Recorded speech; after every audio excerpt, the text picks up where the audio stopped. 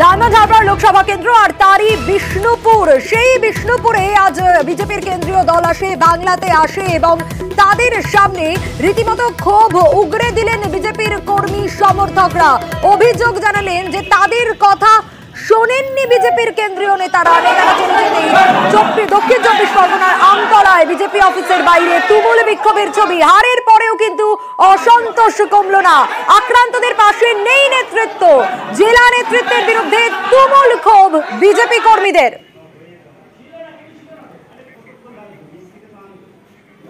নামুন sir এখানে। আরে আমরা আক্রান্ত, কেন নামবেন না এখানে? আসুন, আপনি আসুন। হ্যাঁ, এখানে আক্রান্ত জেলা সভাপতি আমাদের কোনো খোঁজ নেয়নি, মন্ডল কোনো খোঁজ নেয়নি। আসুন স্যার, আপনি আসুন স্যার, আপনি 2 মিনিটের জন্য আসুন। ডায়মন্ড হারবার লোকসভা আসনের বিষ্ণুপুর। অভিযোগ, লোকসভা ভোটের পর এখানে বিজেপি কর্মীদের কেউ আক্রান্ত, কেউ ঘর ছাড়া। সেই সব কর্মীদের কথা শুনতে মঙ্গলবার বিষ্ণুপুরের আমতলায় যায় বিজেপির 4 সদস্যের কেন্দ্রীয় দল। ছিলেন অগ্নিমিত্রা পলও। কিন্তু অভিযোগ, বিজেপির আক্রান্ত কর্মী সমর্থকদের কথা শোনাই হয়নি। রাস্তায় দাঁড়িয়ে হাত দেখিয়ে কেন্দ্রীয় নেতাদের গাড়ি থামানোর চেষ্টা করেন অনেকে, কিন্তু বেরিয়ে যায় একের পর এক গাড়ি। অভিজিৎ সর্দার কি কেন্দ্র নেতৃত্বের মগজ ধলাই করলেন, প্রার্থীর বাড়ির সামনে দিয়ে গেল। আমরা 80 থেকে 90 জন এখানে আক্রান্ত ব্যক্তিরা রাস্তায় দাঁড়িয়ে। তো অগ্নিমিত্রাদেরকে আমি ধিক্কার জানাই, একজন মহিলা হয়ে উনি যে আমাদের দুঃখটা বুঝলো না। অনেকগুলো কর্মসূচি রয়েছে, সন্দেশখালী যাওয়ার আছে, বাসন্তী যাওয়ার আছে, রাত্রে ওনাদের ফ্লাইট আছে, সময় হাতে অত্যন্ত কম। সেই কারণেই একটা জায়গাতেই জমায়েত করা হয়েছিল। কোথাও হয়তো একটা মিসআন্ডারস্ট্যান্ডিং হয়েছে, ভুল বোঝাবুঝি হয়েছে। কোন নেতার গাড়ি দাঁড়ায়নি, থামে শুধু বিজেপির কেন্দ্রীয় দলের অন্যতম সদস্য বিপ্লব দেবের গাড়ি। তবে তিনি গাড়ি থেকে নামেননি, গাড়ির দরজা একটু ফাঁক করে খানিকক্ষণ কথা বলেন। সেই সময়ই ডায়মন্ড হারবারের বিজেপির সভাপতি অভিজিৎ সর্দারের বিরুদ্ধে ক্ষোভ উগড়ে দেন বিজেপি কর্মীদেরই একাংশ। আমার নাম অনিমা মান্না, আমাকে মিসইউজ করা হয়েছে। আমি অনিমা মান্না, সাতগাছিয়া 3 নম্বর মন্ডলের প্রেসিডেন্ট ছিলাম। তো এই অযোগ্য জেলা সভাপতি আমাকে বসিয়ে রেখেছেন। আপনি আসুন স্যার 2 মিনিটের জন্য। আপনি এখানে পরিস্থিতিটা দেখুন। আপনাকে আসতেই হবে স্যার, কোনো মতে গাড়ি ছাড়া যাবে না। আমতলায় বিজেপি অফিসে যায় কেন্দ্রীয় দল। অভিযোগ, এখানে যারা আক্রান্ত তাদের ঢুকতেই দেওয়া হয়নি। কয়েকজনকে আক্রান্ত সাজিয়ে কেন্দ্রীয় দলের সামনে নিয়ে যাওয়া হয়। এ নিয়েও উত্তেজনা ছড়ায়। কেন্দ্রীয় দল বেরিয়ে যেতেই শুরু হয় বিক্ষোভ।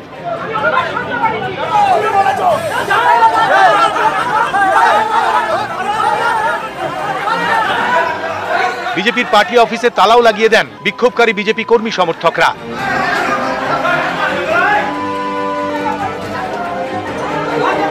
পরে এই তালা ভাঙা হয়।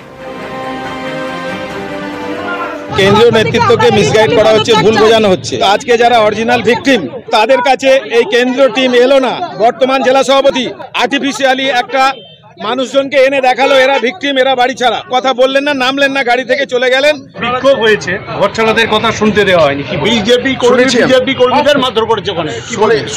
শুনেছি আমি, যারা আমাকে বলেছে আমি শুনেছি। তো সব জায়গায় তো শোনা সম্ভব নয়, শুনেছি। সন্ত্রাস হয়েছে সর্বস্তরে, তো সেখানে সব জায়গায় তো প্রতিনিধি দলের পক্ষে যাওয়া সম্ভব নয়। স্বাভাবিকভাবে অন্য জায়গার মানুষের মনে হতেই পারে আমার জায়গায় কেন এলো না। এটাকে বিক্ষোভ বলা যায় না। এটা নিজের দলের লোকেরাই তারাই বলেছেন যে কারা এটা বানালো, কেন আমাদের কাছে এলেন না, আমাদের ওখানে আরো ভয়াবহ হয়েছে। এটা হতেই পারে। দক্ষিণ চব্বিশ পরগনা থেকে অর্পণ মণ্ডল, নিউজ 18 বাংলা।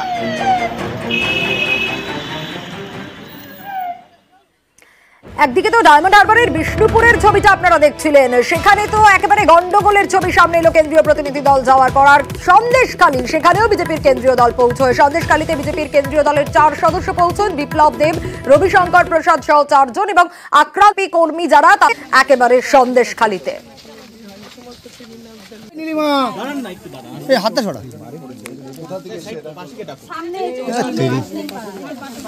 প্লাস্টিকটা খুলে দেন, হাতে সরাও সঞ্জীব। আমি সমস্ত রিপোর্ট আমাদের কমিটি নিয়ে রিপোর্ট আদরণীয় রাষ্ট্রীয় অধ্যক্ষ জেপি নাড্ডাজিকে দেব।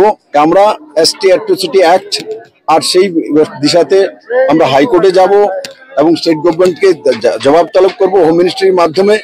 এবং আমি আশা করি অমিত ভাই শাহ দেশের গৃহমন্ত্রী সক্ষম সেই বিষয় করতে। আমি মিডিয়ার সামনে বলছি, সাবধান হয়ে যা ভাই, এবার যদি তাদের উপর কোনো কিছু হয় তাহলে তাদেরও রক্ষা নেই। আর এবার নজর রাখবো, কিছুদিন আগেই তার গলায় শোনা গিয়েছিল অভিষেক বন্দ্যোপাধ্যায়ের প্রশংসা।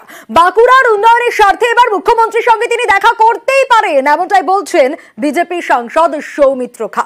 কিন্তু সোমবার তিনি কি করলেন, স্থানীয় তৃণমূল নেতার পা ছুঁয়ে প্রণামও করলেন।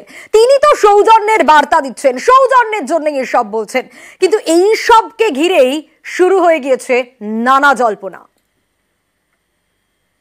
পশ্চিমবাংলার মুখ্যমন্ত্রী নরেন্দ্র মোদীর সঙ্গে দেখা করেন, আমার বাঁকুড়া জেলার উন্নতি, বিষ্ণুপুর লোকসভার উন্নতির জন্য আমি পশ্চিমবাংলার মুখ্যমন্ত্রীর সঙ্গে দেখা করতে পারি। সৌমিত্র খাঁ বিষ্ণুপুর লোকসভা কেন্দ্রে 3 বারের সাংসদ। কিছুদিন আগে অভিষেক বন্দ্যোপাধ্যায়ের প্রশংসা করেন এই বিজেপি সাংসদ। এবার মুখ্যমন্ত্রীর সঙ্গে দেখা করার বার্তা সৌমিত্র খাঁয়ের। বিষ্ণুপুর লোকসভা ডেভেলপমেন্ট, বাঁকুড়া জেলা ডেভেলপমেন্ট করার জন্য পশ্চিমবঙ্গের মুখ্যমন্ত্রী যদি চিঠি দিতে হয়, যদি উনি বাঁকুড়ায় আসেন, আমাদেরকে আমন্ত্রণ করেন, আমার বাঁকুড়া জেলার উন্নতির জন্য, বিষ্ণুপুর লোকসভার উন্নতির জন্য আমি দেখা করতে রাজি আছি। এটা কোনো অন্যায় নয়, কিন্তু এই সৌজন্যই থাকবে এলাকার উন্নতির জন্য। কেন্দ্রীয় নেতৃত্ব বারবার করে এত সুযোগ দেওয়া সত্ত্বেও আমরা অ্যাচিভ করতে পারছি না, সেটা আমাদের ব্যর্থতা।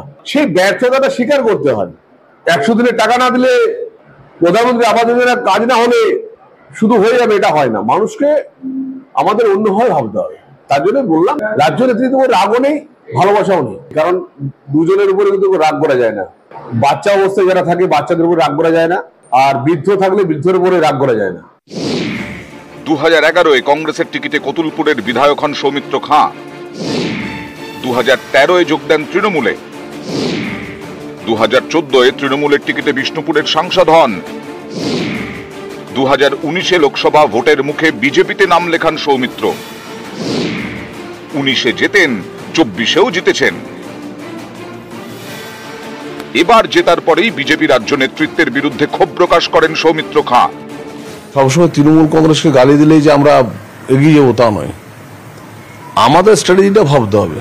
পশ্চিমবঙ্গের স্টাইলটা আমাদের চেঞ্জ করতে হবে। শুধুমাত্র গালি দিলে রাজনীতি হবে না।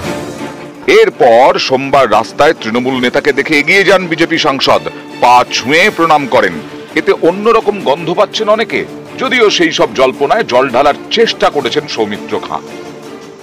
বিধানচন্দ্র রায়, জ্যোতি বসু দুজন ভিন্ন মেরুর রাজনীতির নেতা ছিলেন, কিন্তু বিধানবাবু আমি শুনেছি বা বইয়ে পড়েছি জ্যোতি বলে রাখতেন। তো আমার কথা হচ্ছে, পশ্চিমবাংলায় আমরা কৃষ্টি ফিরিয়ে নিয়ে আসবো, সেটা বিষ্ণুপুর লোকসভা বাঁকুড়া জেলা থেকে হোক না। সৌমিত্র খাঁ একদিন আমাদের দলেরই একজন বড় কর্মী ছিল, সে আমাদের দলের সাংসদ ছিল 2014 সালে। তার সাথে দীর্ঘদিন রাজনীতি আমরা করেছি। সৌজন্যতা জানাই, আমিও সৌজন্যতা জানিয়েছি, তাকে প্রণাম করেছি, আমি তাকে আশীর্বাদ করেছি। এর সাথে রাজনীতির কোনো যোগ নেই। 24-এর ভোটে কড়া টক্করের মুখোমুখি হতে হয় সৌমিত্র খাঁকে। প্রতিপক্ষ ছিল তারই প্রাক্তন স্ত্রী সুজাতা মণ্ডল। হাড্ডাহাড্ডি লড়াইয়ের শেষে মাত্র 5,567 ভোটে জেতেন সৌমিত্র। 2019-এ যে ব্যবধান ছিল 78,047, অর্থাৎ এবার খাদের কিনারায় গিয়ে জয়। তাই কি ভোটের ফল বেরোনোর পর থেকে অন্যরকম সৌমিত্রকে দেখা যাচ্ছে? এ নিয়ে তৈরি হয়েছে জল্পনা। তৃণমূল কংগ্রেসে যাওয়ার আমার কোনো ইচ্ছে নেই। আমি পশ্চিমবাংলায় বিজেপির প্রতীকে জিতেছি, বিজেপির কেন্দ্রীয় নেতৃত্ব আমায় সুযোগ দিয়েছেন, এটা আমি অমর্যাদা করবো না, এটা মর্যাদা আমি রাখবো। নিউজ 18 বাংলা। সৌমিত্র খাঁ, তার এইসব কাজকর্মে তো নানা জল্পনা, কিন্তু বিজেপির অস্বস্তি এখনো রয়েছে। আবারও অনন্ত অস্বস্তি। অনন্ত মহারাজকে নিয়ে কেন অস্বস্তিতে বিজেপি? মমতা বন্দ্যোপাধ্যায় মঙ্গলবার গিয়েছিলেন বিজেপির রাজ্যসভার সাংসদ অনন্ত মহারাজ তার বাড়িতে। প্রায় 40 মিনিট সেখানে বৈঠক হয়, আর এখানেই নানা জল্পনা শুরু হয়েছে। অনেকেই বলছেন এটা কি নতুন কোন রাজনৈতিক সমীকরণের ইঙ্গিত। কিন্তু বিজেপির রাজ্য সভাপতি তিনি কি বলছেন? তিনি আবার অনন্ত মহারাজকে পরামর্শ দিচ্ছেন। কিসের পরামর্শ? নিজের অবস্থান স্পষ্ট করার পরামর্শ।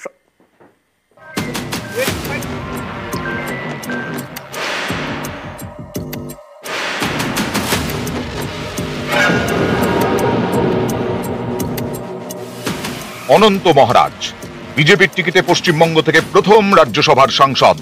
মঙ্গলবার কোচবিহারে তার বাড়িতে যান মমতা বন্দ্যোপাধ্যায়। বিজেপি সাংসদের সঙ্গে প্রায় 40 মিনিট বৈঠক করেন। এ নিয়েই রাজনৈতিক মহলে জোর জল্পনা। অনেকেরই প্রশ্ন, এটা কি নতুন কোন রাজনৈতিক সমীকরণের ইঙ্গিত? কারোর সঙ্গে যোগাযোগ করিনি, ইনি সৌজন্যমূলক আমার সাথে দেখা করতে হবে। না, রাজনীতি কোনো আলোচনা নেই। আমি তো পশ্চিমবঙ্গে আছি, ল অ্যান্ড অর্ডার তো ওনার হাতে আছে। এখন উনি যদি না আসতে চায়, আমি কি করব, কি করে বাধা দেবো? 21 বিধানসভা ভোটের আগে অনন্ত মহারাজের বাড়িতে যান কেন্দ্রীয় স্বরাষ্ট্রমন্ত্রী অমিত শাহ। এরপর 2023-এ অনন্ত মহারাজকে রাজ্যসভায় পাঠায় বিজেপি। এরপর বছর ঘুরতে না ঘুরতেই বেসুরো হন অনন্ত। শাসক দল তাদের বক্তব্য যে বিজেপি যে প্রতিশ্রুতি দিয়েছিল রাজবংশীদের নিয়ে, বিভিন্ন উন্নয়নের নিয়ে, সেই সমস্ত প্রতিশ্রুতি তারা একটাও পূরণ করেনি। এটা তো সত্য কথা, কেন করে না ওইটা তো আমি জানি না। এদিন মমতার সঙ্গে বৈঠকের পর ফের সুর চড়ান অনন্ত মহারাজ। এবার তাঁর নিশানায় কোচবিহারের বিজেপি নেতৃত্ব। আমি এখন বিজেপি সংসদ হয়েছে, আজ পর্যন্ত আমাকে কুচবিহার বিজেপির অফিসটাই দেখায় নেই। সেন্ট্রাল টিম আসলো, তারাও বলছে না, দামও ডাকছে না, আমাকে মানেই না ওরা। তাহলে কি সাংসদ পদ ছেড়ে দিবেন বিজেপির, যেখানে আপনার সম্মান নেই? এরা আমাকে কি সম্মান দেবে? সম্মান দিয়েছে গৃহমন্ত্রী অমিত শাহ, মাননীয় অমিত শাহ। সম্মান দিয়েছে প্রধানমন্ত্রী, যে আমার সঙ্গে কুচবিহারে দেখা করেছে, আমার সঙ্গে বৈঠক করেছে। দু রকমের অবস্থান থাকলে মুশকিল। উনি বিজেপির না সেটা আগে ঠিক করে বলতে বলুন, আমার মনে হয় সেটা দরকার। আজকে আমি পার্টির যে দায়িত্বে আছি, আগামীকাল সেই দায়িত্বে থাকবো না, আমাকেও সব জায়গায় ডাকা হবে না। অমিত শাহজির কাছে তো আমি নিয়ে গেছিলাম তাকে। সুকান্ত বাবুকে দেখলে মনে হচ্ছে দেখবেন আর জ্বলবেন, লুচির মতো ফুলবেন। আপনি এইসব বিষয়গুলো দেখতে থাকুন, অনেক কিছু দেখা এখনো বাকি রয়েছে। রাজবংশীদের স্বঘোষিত মহারাজ অনন্ত রায় ওরফে অনন্ত মহারাজ রাজবংশীদের অন্যতম প্রধান মুখ। আর উত্তরবঙ্গের 5 লোকসভা কেন্দ্রে রাজবংশী ভোট বড় ফ্যাক্টর। কোচবিহারে রাজবংশী ভোট 62%, জলপাইগুড়িতে 50%, আলিপুরদুয়ারে 38%, রায়গঞ্জে 52%, বালুরঘাটে 48%। 2016 বিধানসভা ভোটে এই রাজবংশী ভোটের সিংহভাগ যায় তৃণমূলে। তারপর 2019-এর লোকসভা এবং 21-এর বিধানসভা ভোটে রাজবংশীদের অনেকেরই সমর্থন পায় বিজেপি। এবার 24-এর লোকসভা ভোটের আগে সেই রাজবংশীদের স্বঘোষিত মহারাজ অনন্ত রায় ওরফে অনন্ত মহারাজ হয়ে যান বেসুরো। তার নিজের কেন্দ্র কোচবিহারে জিতেছে তৃণমূল, ছিনিয়ে নিয়েছে বিজেপির থেকে। সামনে এবার 26-এর বিধানসভা ভোট। তার আগে অনন্ত মহারাজের বাড়িতে তৃণমূল নেত্রী, যা বিশেষ তাৎপর্যপূর্ণ। তৃণমূলে যোগ দেওয়ার ব্যাপারে কোনো চিন্তা ভাবনা করছেন নাকি? আমার কি মতি মরে গেছে নাকি? এগুলো কথা আমি নট ইন্টারেস্টেড। এদিন কোচবিহারের মদনমোহন মন্দিরে পুজো দেন মমতা বন্দ্যোপাধ্যায়। তারপর যান অনন্ত মহারাজের বাড়ি। মমতা বন্দ্যোপাধ্যায়কে স্বাগত জানাতে রাস্তার দুপাশে হাজির ছিল নারায়ণী সেনা। নিউজ 18 বাংলা।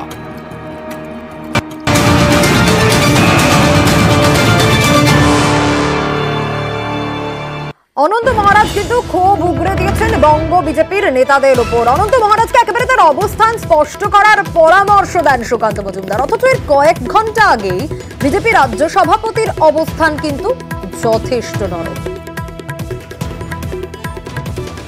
দেখুন, ওনাকে রাজ্যসভার সাংসদ করা হয়েছে। আমি জানি না রাজ্যসভার সাংসদের গুরুত্ব উনি বুঝেছেন বা বুঝছেন কিনা। রাজ্যসভার সাংসদ মানে হচ্ছে আপার হাউসের আপনাকে সদস্য করা হয়েছে। ভারতবর্ষের সব থেকে বড় যে আপার হাউস যাকে বলে আর কি, এক কথায়। স্বাভাবিকভাবে এতে বিরাট সম্মান বলেই তো আমার মনে হয়। দেখুন, আমি নিজে ওনার বাড়ি থেকে ঘুরে এসেছি। রাজ্য বিজেপি বলতে উনি কাদেরকে বুঝিয়েছেন আমার জানা নেই। আর এবার নজর রাখতেই হচ্ছে। আচ্ছা বলুন তো, ভোটের আগে বাংলার মানুষ ঠিক কি ছবি দেখেছে এই বঙ্গে? বারবার কেন্দ্রীয় এজেন্সি এসেছে, কখনো ইডি এসেছে, কখনো সিবিআই এসেছে এবং তৃণমূল নেতাদের দিকে টার্গেট করা হয়েছে। বিজেপি তো এটাকেই অস্ত্র করতে চেয়েছিল, কিন্তু এবার এই যে বঙ্গে ভরাডুবি হলো, মাত্র 12টা আসন। বিজেপির রাজ্য সভাপতি সুকান্ত মজুমদার তিনি কি বার্তা দিলেন জানেন? তিনি বার্তা দিলেন দলের নেতা কর্মীদের উদ্দেশ্যে যে কেন্দ্রীয় এজেন্সি বা এজেন্সির ভরসায় আর কিন্তু রাজনীতি নয়। এবার তাহলে রাজনীতি কিরকম হবে? এবার রাজনীতি হবে আত্মনির্ভর।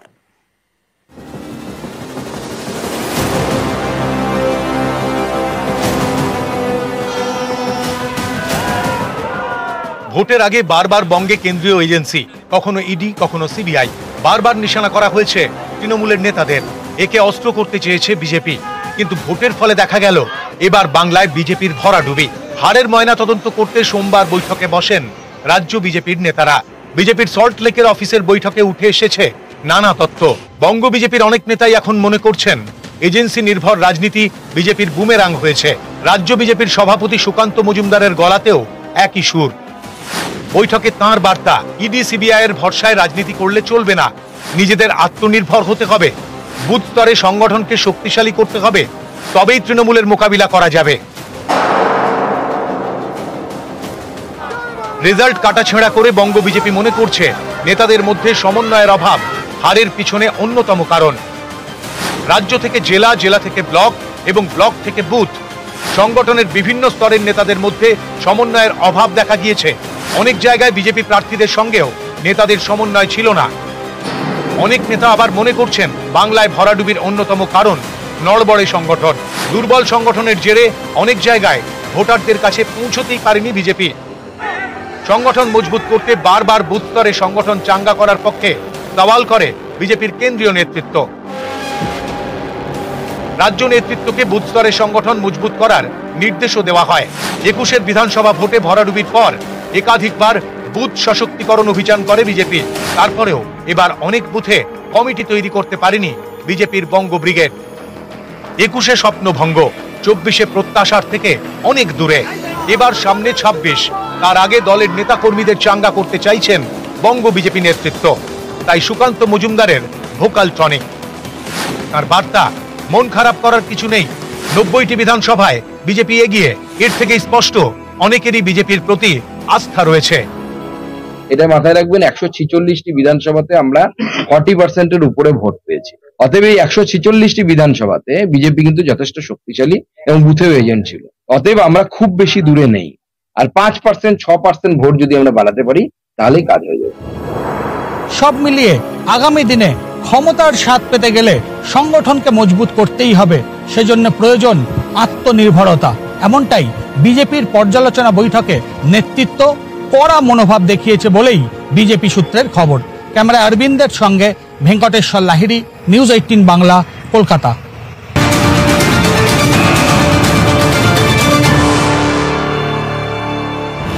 আর এবার যে খবরে নজর রাখবো, ভোট পরবর্তী অশান্তি নিয়ে অনেক অভিযোগ জমা পড়েছে, কিন্তু চাঞ্চল্যকর তথ্য পাওয়া যাচ্ছে ভোট পরবর্তী অশান্তিতে অভিযোগ মিথ্যা। হাইকোর্টের ডিজির যে রিপোর্ট, তাতে ভোট পরবর্তী অশান্তি নিয়ে চাঞ্চল্যকর তথ্য উঠে আসছে। কি জানা যাচ্ছে জানবো অর্ণবের কাছ থেকে। অর্ণব, দেখো, কলকাতা হাইকোর্টের নির্দেশ মতো 12 জুন সন্ধ্যে 6টা পর্যন্ত মোট 560টা অভিযোগ আসে ডিজিপি ইমেল আইডিতে, এবং সেই অভিযোগের মধ্যে দেখা যাচ্ছে 114টা অভিযোগের কোনো সারবত্তা নেই, এবং ইনকোয়ারির পর দেখা গেছে সেই অভিযোগগুলোর মধ্যে কোনো অফেন্সও সামনে আসে না, কোনো অপরাধ তার মধ্যে সংঘটিত হয় না। অর্থাৎ সেই অভিযোগগুলো কার্যত বানানো বা মিথ্যা বলেই মনে করছে আইনজীবীদের অধিকাংশ। অন্যদিকে 107টা এফআইআর ইতিমধ্যে রুজু করেছে। সেক্ষেত্রে কিছু বিষয় খুঁজিয়ে দেখেছে পুলিশ, তার ভিত্তি থেকে এফআইআর রুজু করা হয়েছে। অন্যদিকে 88টা এমন রয়েছে যেখানে একই ঘটনায় 2 বা 3টে একই ধরনের অভিযোগ করা হয়েছে, রিপিট করা হয়েছে। তাই নকল অভিযোগ বলে ডিজিপি রিপোর্টে সামনে আনা হয়েছে। 3টে অভিযোগ করা হয়েছে, অভিযোগের কোনো নাম ঠিকানা নেই, এবং 138টা অভিযোগের এখনো পর্যন্ত স্ক্রুটিনির কাজ চলছে, অর্থাৎ প্রাথমিক অনুসন্ধানের কাজ সংশ্লিষ্ট থানায় পুলিশরা করছে। এই অবস্থায় এই রিপোর্টের ভিত্তিতে কি পদক্ষেপ নিয়েছে রাজ্য এবং কেন্দ্র বা কি ভাবছে এসব বিষয় নিয়ে, সেটা 21শে জুন পরবর্তী শুনানির দিন বিষয়টি স্পষ্ট করবে বিচারপতি হরিশ ট্যান্ডনের ডিভিশন বেঞ্চ। বেশ,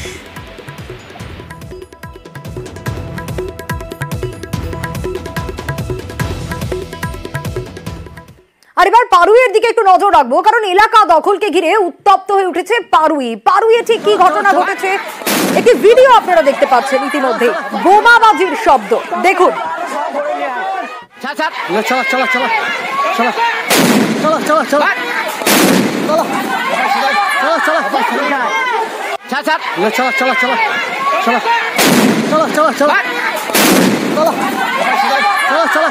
দেখছেন কিভাবে বোমাবাজি হচ্ছে, গোষ্ঠী সংঘর্ষ, দুই গোষ্ঠীর মধ্যে গন্ডগোল বলে খবর পাওয়া যাচ্ছে। আর এই দুই গোষ্ঠীর গন্ডগোলের জেরে বাড়ি ভাঙচুরের মতো ঘটনা। দেখুন কিভাবে বোমার শব্দ, কিভাবে বোমাবাজি হচ্ছে এই পাড়ুই এলাকায়। শুধু কিন্তু তাই নয়, একেবারে লাঠি, লোহার রড, বাঁশ নিয়ে হামলা হয়েছে এমনটা অভিযোগ উঠে আসছে। আর গন্ডগোলের জেরে কিন্তু এই দুই পক্ষেরই অন্তত 12 জন আহত হয়েছেন বলে জানা যাচ্ছে। ঘটনাস্থলে পৌঁছয় পাড়ুই থানার পুলিশ, পরিস্থিতি নিয়ন্ত্রণে আনে।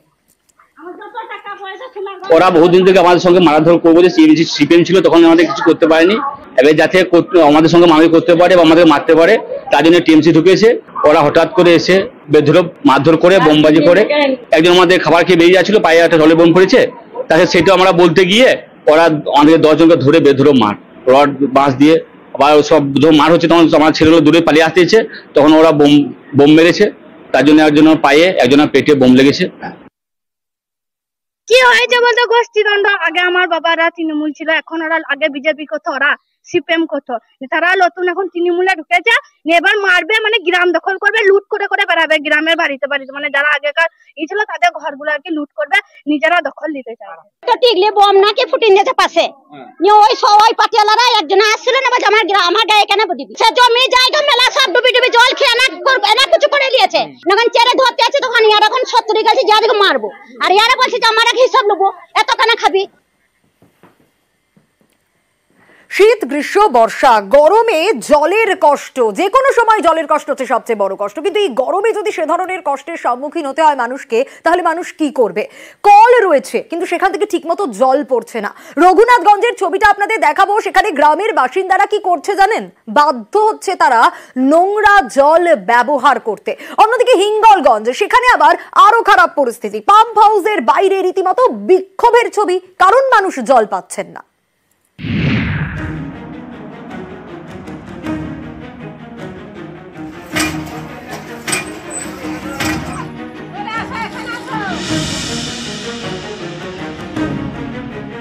মুর্শিদাবাদের রঘুনাথগঞ্জ 2 নম্বর ব্লক, এখানকার শেখালিপুর বড় ঝুমলা কলোনিতে জলকষ্ট চরমে। এলাকায় 4টে টিউবওয়েল আছে, তার মধ্যে 3টে খারাপ।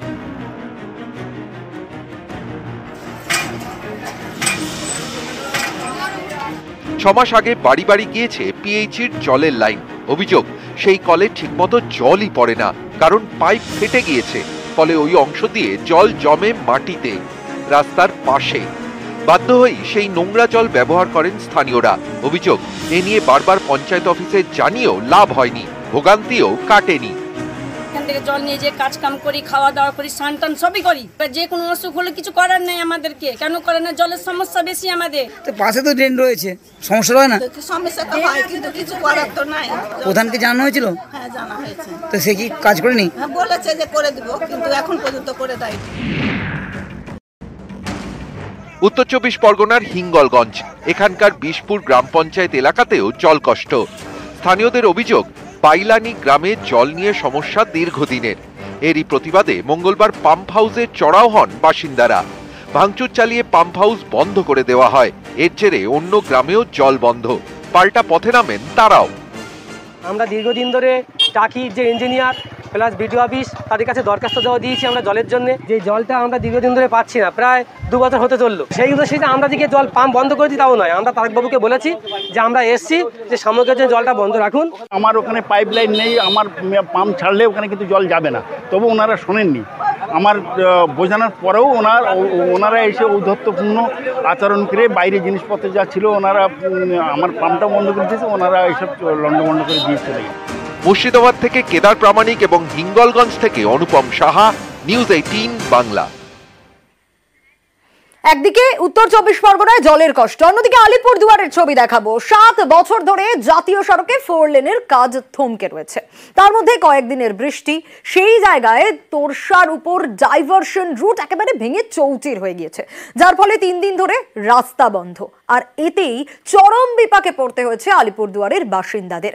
রাস্তা সারানোর দাবিতে তাই পথে নেমেছে মহাসড়ক গণসংগ্রাম কমিটি। আলিপুরদুয়ারের সলসলা বাড়ি থেকে ফালাকাটা 50 কিলোমিটার জাতীয় সড়ক। 2017 থেকে এই রাস্তা তৈরির কাজ থমকে, এতে প্রতিদিনের ভোগান্তি। এই রাস্তার মধ্যেই পড়ে বালুরঘাট গ্রাম। পাশ দিয়ে বয়ে গিয়েছে চরতোরসা। রাস্তা তৈরি না হওয়ায় এই নদীর উপর দিয়ে গিয়েছে একটি ডাইভারশন রুট। গত কয়েকদিনের বৃষ্টিতে সেই ডাইভারশন রুট ভেঙে চুরমার, ফলে 3 দিন ধরে রাস্তা বন্ধ। এতে চরম সমস্যায় স্থানীয়রা। এই ভোগান্তিটা কি বলবো, এটা 2017 থেকে 2024 7 বছর আমরা কেন ভোট দিয়েছি? দেশ উন্নয়নের জন্য। এটা উন্নয়ন কি রাজ্য সরকার কি কেন্দ্রীয় সরকার? এখানে কি আমরা মানুষ বাস করি? এখানে আজকে স্কুল থেকে শুরু করে অফিসের যাত্রী, আমি অফিসে চাকরি করি, আজকে এখানে ব্যবসায়ী, এখানে কৃষিজীবী, আজকে কৃষি মান্ডিতে যারা সবজি নিয়ে যাচ্ছে তাদের অবস্থাটা ভাবুন। সলসলা বাড়ি থেকে ফালাকাটা গুরুত্বপূর্ণ এই রাস্তা তৈরি না হলেও প্রতিদিন প্রচুর লোকজন যাতায়াত করেন, সেটাই এখন বন্ধ। রাস্তা সারানোর দাবিতে পথে নেমেছে মহাসড়ক গণসংগ্রাম কমিটি। আমরা ভারতবর্ষের স্বাধীন নাগরিক, আমাদের স্বাধীনতার পরিপ্রেক্ষিতে আমাদের এই সুগম পরিষেবা দিতে তারা বদ্ধপরিকর। আমরা সেই সুযোগ পরিষেবা থেকে কেন বঞ্চিত, এটার জবাব রাজ্য এবং কেন্দ্রীয় সরকারকে দিতে হবে। এইভাবে কতদিন এইখানকার মানুষ বঞ্চিত থাকবে? তাই আমাদের এটা আন্দোলন, আমাদের অধিকার আমাদের বুঝিয়ে নিতে হবে। এখানে তো কেস করানোর জন্য তৃণমূল কংগ্রেস বিভিন্ন তাদের নেতাদের লাগিয়ে রেখেছে। জেলা পরিষদের যারা কর্মকর্তা আছে তারাই তো এটার পিছনে ঘুটুঘুটু করছে, তাদের ভাগার কম পড়েছে, তো যার জন্য এটা এরকম অবস্থায় আছে। আপাতত এটাকে চলনসই করার দায়িত্ব সম্পূর্ণ জেলা কর্তৃপক্ষের, জেলা শাসকের।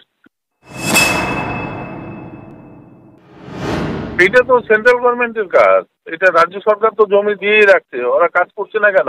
আমাদের রাজ্য সরকার তো বিভিন্ন হেলি গলি গ্রামের সব রাস্তা করছে। আমরা তো জেলা পরিষদ থেকে অনেক রাস্তা, কালভার্ট, ব্রিজ করছি, কিন্তু এটা সেন্ট্রাল গভর্নমেন্ট যেহেতু দেখছে এনএস, তাই এনএস এর দায়িত্ব তো ওই বিজেপির ওই এমএলএ নিয়ে নেওয়া দরকার। তার মানে কেন কাজ হচ্ছে না? লজ্জা থাকলে এই কথা বলতো না, তাদের লজ্জাহীন লোক। আলিপুরদুয়ার থেকে রাজকুমার কর্মকার, নিউজ 18 বাংলা।